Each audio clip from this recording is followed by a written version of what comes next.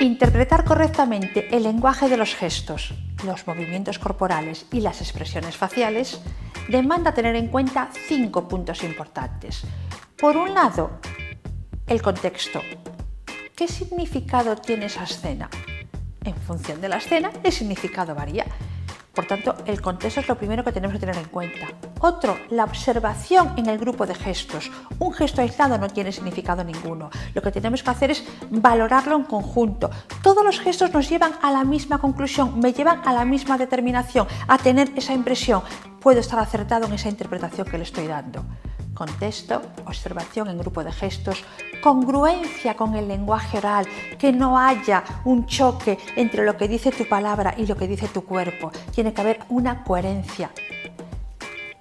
Contexto, observación en grupo de gestos, congruencia, consistencia. ¿Qué quiere decir esto?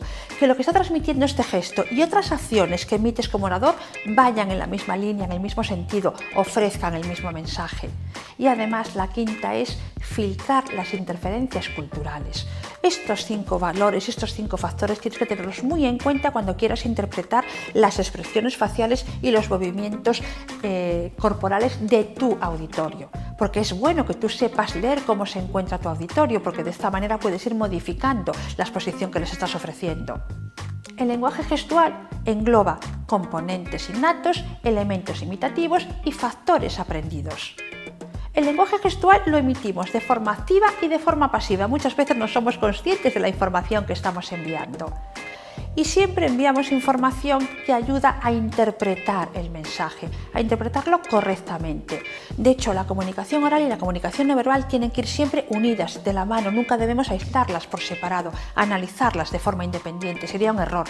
Es qué mensaje nos traslada la unión de ambas, el nexo. Ahí es cuando podemos estar seguros de que estamos estudiando, analizando los mensajes que nos están dando la audiencia, los estamos recibiendo correctamente.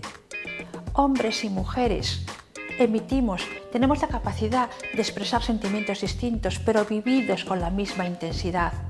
Las mujeres nos apoyamos más en las expresiones faciales, los hombres se apoyan más en los gestos y en los movimientos corporales. Algo muy bueno que podemos hacer, sobre todo en contextos profesionales, cuando queramos generar confianza y sincronizar con nuestra audiencia, con independencia del tamaño que tenga. En contextos profesionales es muy útil recurrir a lo que se conoce como el efecto espejo. Esto nos da la pista de si estamos sincronizando con una persona, o lo hacemos también cuando queremos generar confianza, establecer sinergias con ellos. ¿En qué consiste el efecto espejo? En imitar de alguna manera un gesto, la forma de sentarnos, la forma de hablar, los pasos, la distancia de los pasos que damos al caminar, la velocidad a la que hablamos, el volumen, nos conecta a los demás. Sé consciente de la comunicación no verbal que emites.